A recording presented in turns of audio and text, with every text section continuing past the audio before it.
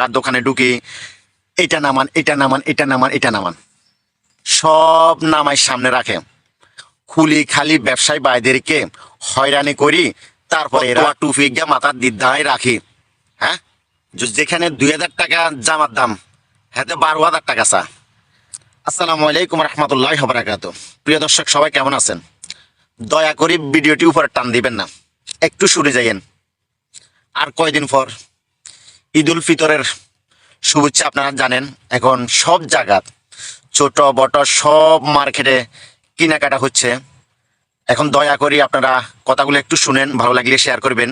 কেনাকাটা করার জন্য অনেক মানুষ মার্কেটে যায়, কেউ কেনাকাটা করার জন্য যায়, কেউ চুরি করিবেলা যায়, কেউ পকেট মারি করিবেলা যায়। তো প্লিজ যারা চুরির ধান্দা বা পকেট মারের ধান্দা যান, তাহলে আপনারা বাঁচতে পারবেন না। চারিদিকে ক্যামেরা আছে, দরা খাইতে যাবেন নাই। আর অনেক মহিলা আছে মার্কেটের ভিতরে ঢুকি, যেমন ব্যবসা ভাইদের বা দোকানে ঢুকি, এটা নামান, এটা নামান, এটা নামান, এটা নামান, সব নামাই সামনে রাখে। খুলি খালি ব্যবসায়ী ভাইদেরকে হয়রানি করি, তারপরে এরা আরেকটি দোকানে যায়। এটা কি ঠিক? এটা মনেও ঠিক নয়। আপনারা হ্যাঁ নামান, পছন্দ হইলে নামাইতে পারেন, নামায় খুলবের আগে আপনারা দামটা জেনে নেন। অথচ যেমন এই যে ব্যবসায়ী ভাইদেরকে হয়রানি করবে কোনো দরকার নেই, এখন কেনাকাটার সময়। হ্যাঁ, এখন ব্যবসা করবে সময়। যদি 2জন 3জন 4জন যান যে একটা দুইটা যে জামা কাপড় কেনার জন্য, যে ব্যবসায়ী ভাইদেরকে এইভাবে হয়রানি করেন, এটা কি ঠিক হয়?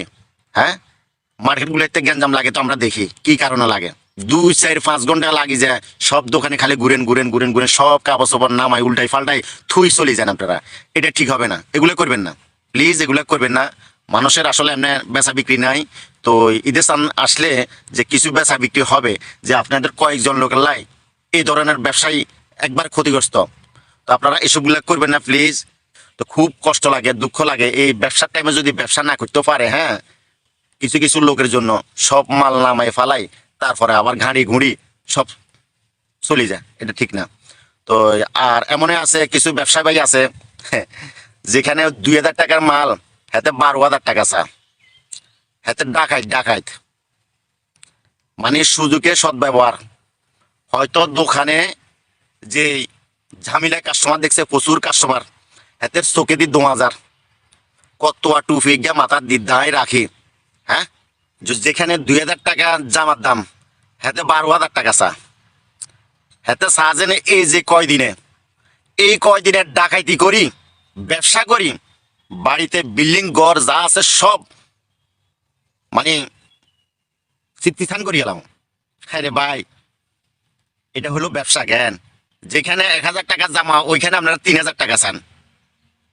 হ্যাঁ, 3000 টাকা চান, 4000 টাকা চান, 5000 টাকা চান।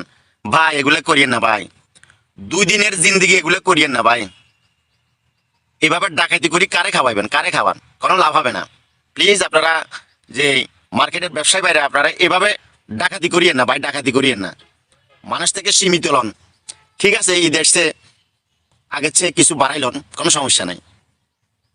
এক এক লোকে এমনভাবে ডাকাতি করে যে কি কমু, আর কবার মতন আর কিছু নাই। তো প্লিজ আপনারা এভাবে ডাকাতি করবেন না মানুষের প্রতি। মানুষের সরলতার সুযোগ নিয়ে আপনারা ব্যবসায়ী বাইরে এভাবে ডাকাতি করিয়েন না। যেখানে 2000 টাকা জামা, ওইখানে 5,000 10,000 টাকা এভাবে আদায় করে নেন। আপনারা এসবগুলো করবেন না প্লিজ।